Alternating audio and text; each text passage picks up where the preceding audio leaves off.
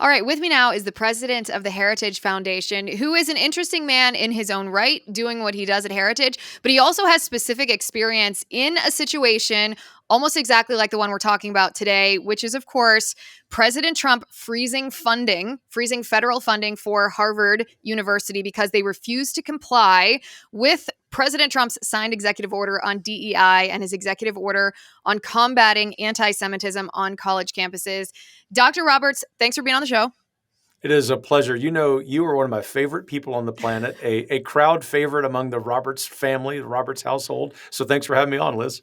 Of course, this is one of the reasons why we bring him on too. No, I jest.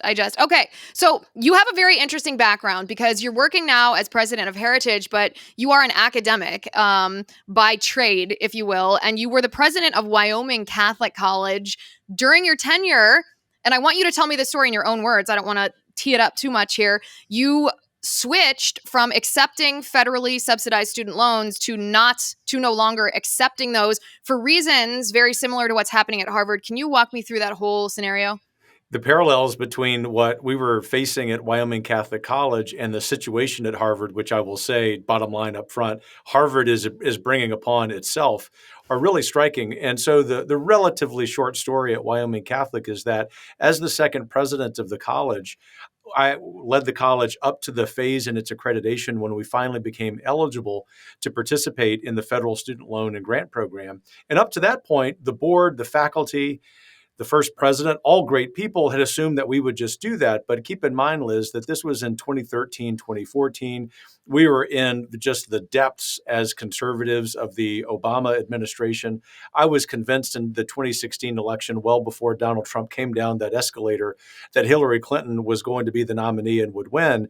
And she was even going to be more outrageous than the Obama administration was on our College of Faith. Keep in mind, the additional context is that we were co-plaintiffs with Little Sisters of the Poor to protect our religious liberty because of the ridiculous contraceptive mandate under Obamacare. All of that to say, one morning I woke up and I called our board chair who lived in Wyoming and I said, Dave, I've got this crazy idea. The board may fire me, but why in the world are we playing the game according to the rules set by the radical left? How about we just not even worry about these federal student loans and grants? And what we did, in great credit to the faculty, the student body, parents, donors, the board, is embark on a 6-month process in which we interviewed everyone and said, if we go down this path in which we would be leaving millions of dollars on the table, like a quarter of this small college's budget, will you be with us? Will you stick with us? And that's what we decided to do. The New York Times was so shocked, they sent this reporter out there to try to find someone who disagreed with the decision. And at the end of the day, he came to my office. He said, Dr. Roberts, I don't agree with this. I think you people are crazy, but it's very obvious that this is a mission-driven place that understands it needs to protect its integrity.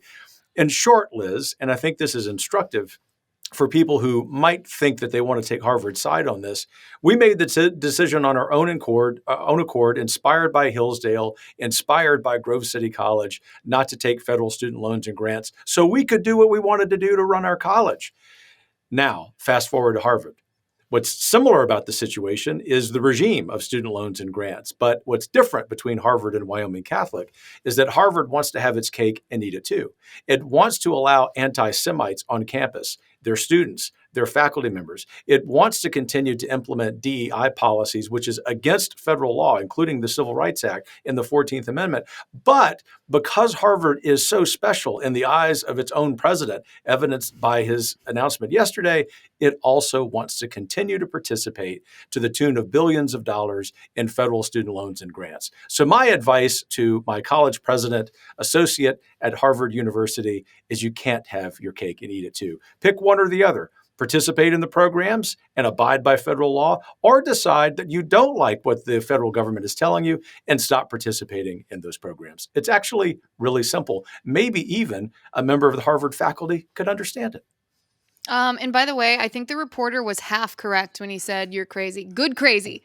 Good Yes. crazy is a good place to be. It's a good place to be able to look at the status quo and recognize that it's not right and have the courage to reject it. Not everybody can do that. You can do that. So we are talking about a lot of money here when it comes to Harvard. Right now, the Trump administration has frozen $2.3 billion, but they are investigating or analyzing, considering they're looking at an additional $9 billion to possibly freeze. This is not just student loans. This is also research grants that, the ones that fund the labs and stuff, that really the money that keeps Harvard open is what I would call it.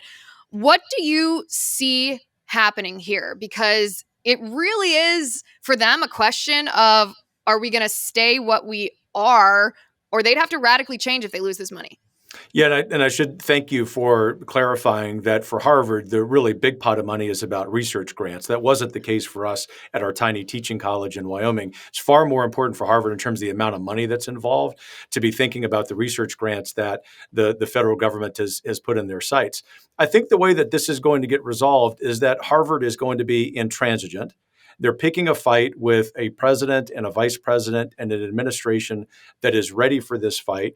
If the president and the administration stick to their guns on what you and I have been discussing, which is that if Harvard wants to receive those federal research grants, they very obviously have to abide federal law, then I think the administration is going to prevail, even if some two-bit district court judge in the Northeast initially rules in favor of Harvard. It's really important for me to say the following, however, Liz, and I'm a friend of the administration and a huge fan of what they're doing. We ought not be threatening Harvard's tax-exempt status. That's not where the administration is going to win this issue. Harvard, best as I can tell, has done little or nothing to threaten its tax-exempt status unless it has been politicking. I mean, that's the bright red line that even we at Heritage abide as a 501c3.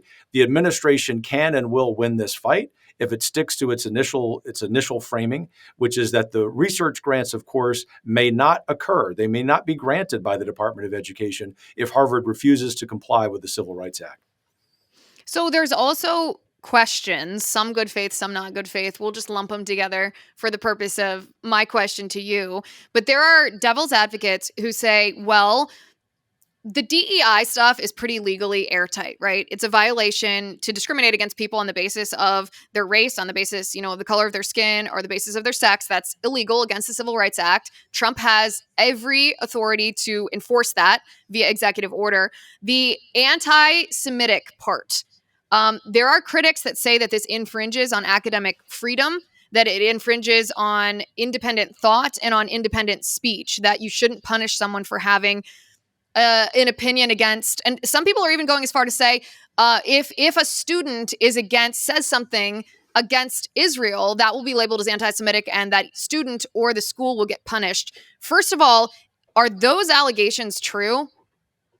No, and those are not true. I do think that the conversation, however, even brought by a hypothetical or a fictional example, is really helpful, because at Heritage, of course, we spend days and weeks parsing these really important differences. And so for someone who is a very reasonable member of your audience who thinks, well, I think it's really important, as much as I may disagree, that we protect the right of a college student or faculty member to air grievances against the nation state of Israel or any nation state, that's very different than what's been happening at Harvard. It's very different from what's been happening at the other Ivies and even many public universities. Those protests are not merely protest against the nation of Israel or in favor of the idea of Palestinian nationhood. They often descend, not categorically, but often descend into real, by definition, anti-Semitism, hatred for Judaism as a religion and hatred for Jewish students. And the evidence of that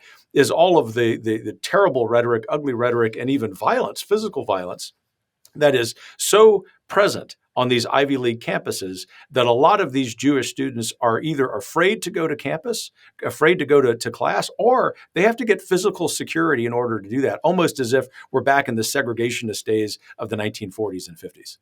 Yeah, and I think the clearest example in my mind of that would be Mahmoud Khalil, that story of the Columbia University graduate student who wasn't just protesting Israel, wasn't just airing what I would call a bad or an immoral position, siding with Hamas, but was actively a propagandist for Hamas with his group that not only called for the annihilation of Israel, but also called for the destruction of the United States.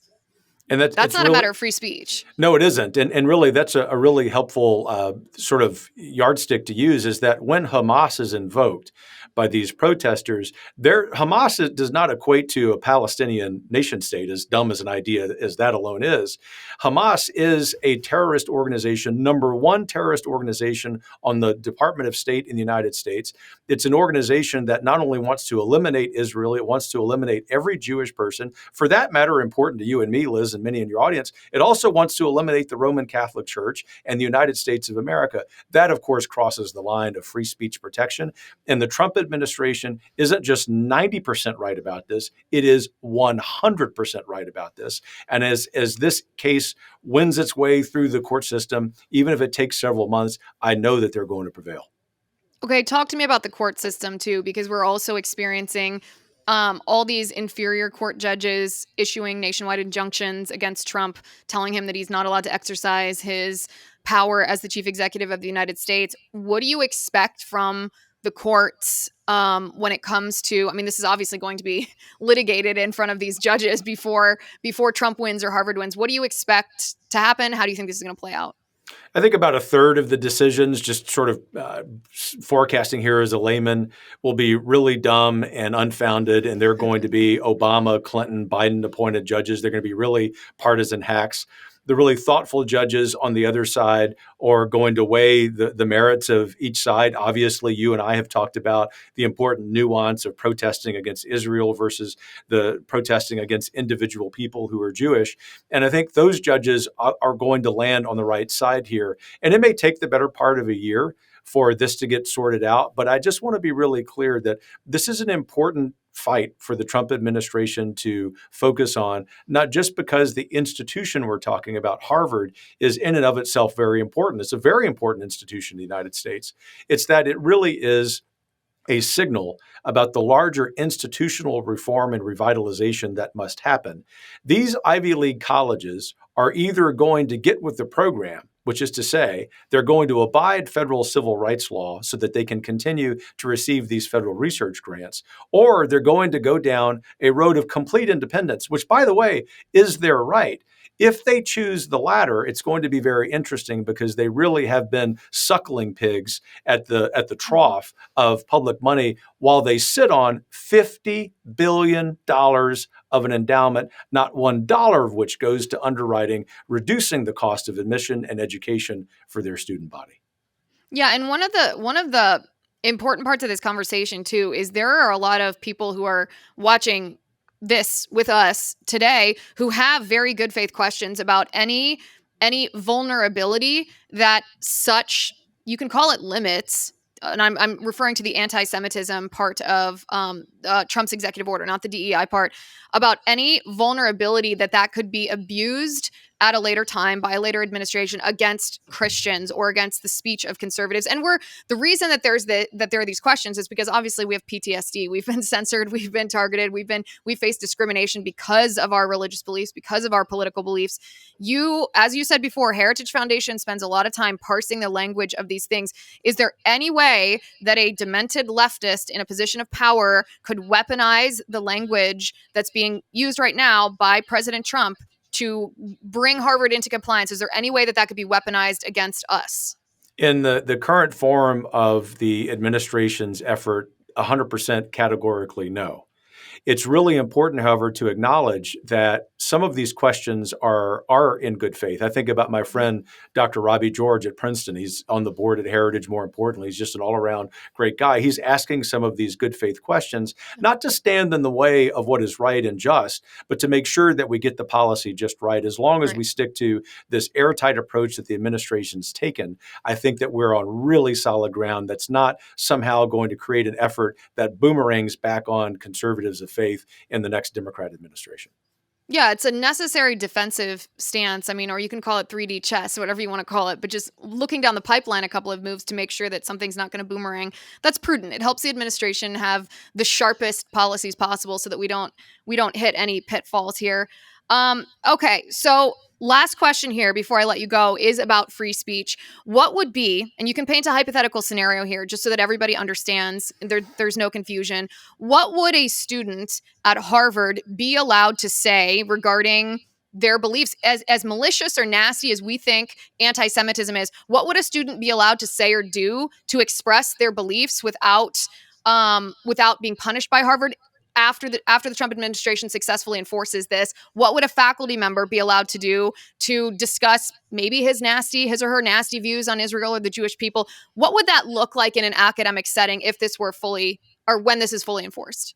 Yeah, I'll attempt to paint a hypothetical just to be as charitable as possible. Although it's you have to resist the temptation against violating that, because you keep in mind that of 7 of 8 Ivy League colleges, 900 faculty members were contributors to the Biden or Harris presidential campaign. 0 were at an 8th college, Cornell. 2 faculty members actually were contributors to Donald Trump. That's not necessarily, the perfect yardstick for whether someone is virtuous or not, but you get the point that for faculty members and most of the student body in these Ivy League schools, they're going to have to be reminded of the following. But to answer your question directly, they can talk about the nation state of Israel. They can talk about it committing heinous acts. They can talk about particular leaders, public officials, people in the public eye. What they ought not be able to do, and they cannot under this approach from the administration, is talk about anything that's harmful speech to another individual, whether it's on the basis of their Judaism or another faith, or for that matter, anything having to do with that human person. The beautiful thing about this nuance or really this contrast, Liz, is that it's common sense that's also, of course, buttressed by jurisprudence. I think that the administration, by homing in on this hypothetical that we have discussed, is on really solid ground. I think it's something that the vast majority of Americans understand, given both the beautiful but also challenging chapters in our history as a country, being as pluralistic as we are. I know that the next few months, maybe the next several months, are going to be a little choppy in getting to a reconciliation or resolution on this. But when we get to the end of this, there isn't just going to be a victory for Trump and a loss for Harvard if Harvard continues to be so stubborn. We're going to have the roadmap for how you do what I've been saying we need to do, which is to revitalize these institutions in the name of self-governance and in the name of common sense. Harvard will be better off as a result of following this edict. Amen to that. Dr. Kevin Roberts, president of Heritage Foundation, thanks for being with us today. I appreciate it. Thanks, Liz. You're still the best. Thank you.